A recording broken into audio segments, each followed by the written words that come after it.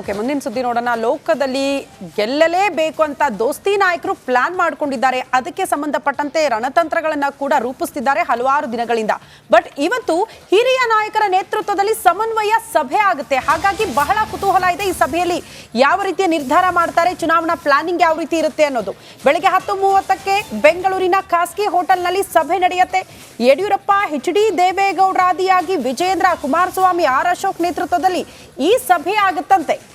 ಕಾಂಗ್ರೆಸ್ ಅಭ್ಯರ್ಥಿಗಳನ್ನ ಕಟ್ಟಿ ಹಾಕೋದಕ್ಕೆ ನಾಯಕರು ಈ ಸಭೆಯಲ್ಲಿ ಒಂದಷ್ಟು ಪ್ಲಾನ್ಗಳನ್ನ ರೂಪಿಸ್ತಾರೆ ಅಂತ ಹೇಳಲಾಗ್ತಾ ಇದೆ.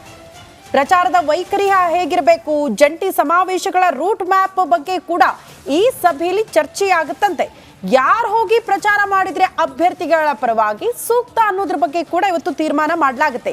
ಮೈತ್ರಿ ಗೆಲ್ಲಲೇಬೇಕು ಅಂತ ಎರಡು ಪಕ್ಷಗಳ ಕಾರ್ಯಕರ್ತರ ಸಮನ್ವಯ, ತಿಳುವಳಿಕೆ ಬಗ್ಗೆ, ಮನವರಿಕೆಯ ಬಗ್ಗೆ ಕೂಡ ಮಾತುಕತೆ ಆಗುತ್ತಂತೆ. ಈ ಸಭೆಯಲ್ಲಿ ಎಲ್ಲಾ ಕ್ಷೇತ್ರಗಳಲ್ಲಿ ಜಂಟಿ ಸಮಾವೇಶ ಯೋಜನೆ ಜಾರಿ ಆಗುತ್ತೆ ಅಂತ ಹೇಳಲಾಗ್ತಾ ಇದೆ.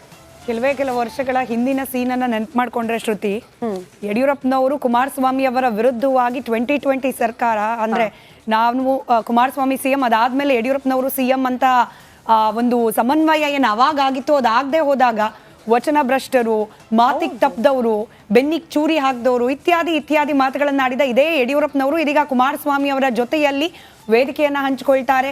ಅವರ ಜೊತೆಯಲ್ಲಿ ಪ್ರಚಾರಗಳನ್ನ ಮಾಡಲಿಕ್ಕೆ ಮುಂದಾಗ್ತಾರೆ. ಅಂದ್ರೆ ರಾಜಕೀಯದಲ್ಲಿ ಶಾಶ್ವತ ಶತ್ರುಗಳು, ಶಾಶ್ವತ ಮಿತ್ರರು ಅಂತ ಹೇಳಿ ಆ ಕಾನ್ಸೆಪ್ಟೇ ಇಲ್ಲ ಅನ್ನೋದು ಮತ್ತೆ ಕುಮಾರಸ್ವಾಮಿ ಅವರು ಕೂಡ ಒಂದು ಮಾತು ಹೇಳಿದ್ರು, ಸುಮಲತಾ ಅವ್ರು ಬೆಂಬಲ ಕೊಡ್ತಾರ ನಿಮಗೆ, ಅಂದ್ರೆ ನಾವೇನು ಪರ್ಮನೆಂಟ್ ಶತ್ರುಗಳ, ರಾಜಕೀಯದೆಲ್ಲ ಇರುತ್ತೆ ಆತರ.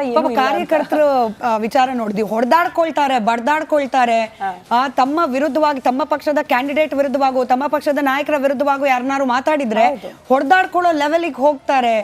ಆದ್ರೆ ಕಡೆಗೆ ಏನ್ ಮಾಡ್ತಾರೆ, ಮೇಲೆ ಮಾತಾಡ್ಕೊಂಡ್ಬಿಡ್ತಾರೆ, ಕೈ ಹಿಡ್ಕೊಂಡು ನಾವು ಜಂಟಿ ಹೋರಾಟ ಅಂತಾರೆ. ನೋಡೋಣ ಈ ಸತಿ ಬಿಜೆಪಿ ಹಾಗೆ JDS ನ ಈ ಮೈತ್ರಿ ಸಮನ್ವಯ ಸಭೆ, ಅಲ್ಲಾಗುವಂತಹ ಪ್ಲಾನಿಂಗ್ ಯಾವ ರೀತಿಯಾಗಿ ಫಲ ಕೊಡುತ್ತೆ ಚುನಾವಣೆಯಲ್ಲಿ ಅಂತ ಹೇಳಿ. ಮತ್ತೆ ಹೇಳ್ದ ಹಾಗೆ ರಾಜಕೀಯದಲ್ಲಿ ಅನುಕೂಲ ಸಿಂಧುತ್ವ ಅನ್ನೋದೇನಿದೆ, ಸಮಯಕ್ಕೆ ಸರಿಯಾಗಿ ತಮಗೆ ಅನುಕೂಲ ಆಗೋ ರೀತಿಯಲ್ಲಿ ಬದಲಾವಣೆಯನ್ನ ಮಾಡ್ಕೊಳ್ಳೋದು ರಾಜಕಾರಣಿಗಳಿಗಿಂತ ಬಹುಶಃ ಬೇರೆ ಯಾರಿಗೂ ಇದು ಚೆನ್ನಾಗಿ ಕರಗತ ಆಗ್ಲಿಕ್ಕೆ ಸಾಧ್ಯವಿಲ್ವಾ ಅಂತ ಹೇಳಿ ಸುರೇಶ್ ನೇರ ಸಂಪರ್ಕದಲ್ಲಿ ಇದ್ರ ಬಗ್ಗೆ ಮತ್ತಷ್ಟು ಮಾಹಿತಿಯೊಂದಿಗೆ.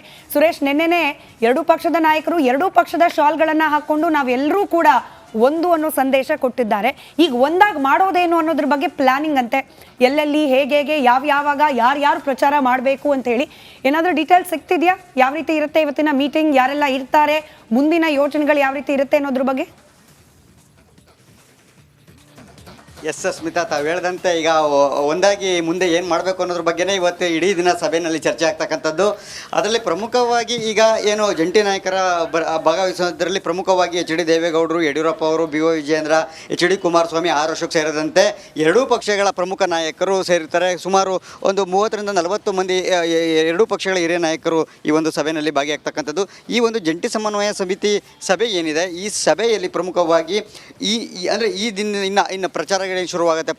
ಪ್ರಚಾರ ಕಾರ್ಯಗಳಲ್ಲಿ ಯಾವ ರೀತಿಯಾಗಿ ಜಂಟಿ ನಾಯಕರು ತೊಡಗೊಳ್ಬೇಕು ಮತ್ತು ಯಾವ ಅಭ್ಯರ್ಥಿಗೆ ಯಾವ ರೀತಿಯಾಗಿ ಕ್ಯಾಂಪೇನ್ಗೆ ಯಾವೆಲ್ಲ ನಾಯಕರು ಹೋಗಬೇಕು ಅಂದರೆ ಒಂದು ಜಾತಿ ಲೆಕ್ಕಾಚಾರ ಇರುತ್ತೆ. ಉದಾಹರಣೆ, ಒಂದು ಒಕ್ಕಲಿಗ ಬೆಲ್ಟ್ ಇರುವಂಥ ಕಡೆಗೆ ಉದಾಹರಣೆ ದೇವೇಗೌಡರು ಮತ್ತು ಕುಮಾರಸ್ವಾಮಿ ಇರ್ಬೋದು, ಅಥವಾ ದೇವೇಗೌಡರು ಯಡಿಯೂರಪ್ಪ ಇರ್ಬೋದು, ಒಕ್ಕಲಿಗ ಲಿಂಗಾಯತ ಕಾಂಬಿನೇಷನ್ ಸಂದರ್ಭದಲ್ಲಿ, ಅಥವಾ ಮೋದಿ ಅವರು ಬರ್ತಕ್ಕಂಥದ್ದು, ಮೋದಿ ಮತ್ತು ದೇವೇಗೌಡರ ಜೊತೆ ವೇದಿಕೆಯನ್ನು ಒಂದೇ ಒಂದು ಕ್ಯಾಂಪೇನ್ನಲ್ಲಿ ಒಂದೇ ವೇದಿಕೆಯಲ್ಲಿ ಒಂದು ವ್ಯವಸ್ಥೆ ಮಾಡ್ತಕ್ಕಂಥದ್ದು. ಈ ರೀತಿಯಾಗಿ ಒಂದು ಸ್ಟ್ರಾಟಜಿಗಳ ಬಗ್ಗೆ ಇವತ್ತು ಚರ್ಚೆ ಆಗ್ತಕ್ಕಂಥದ್ದು ಸ್ಮಿತಾ.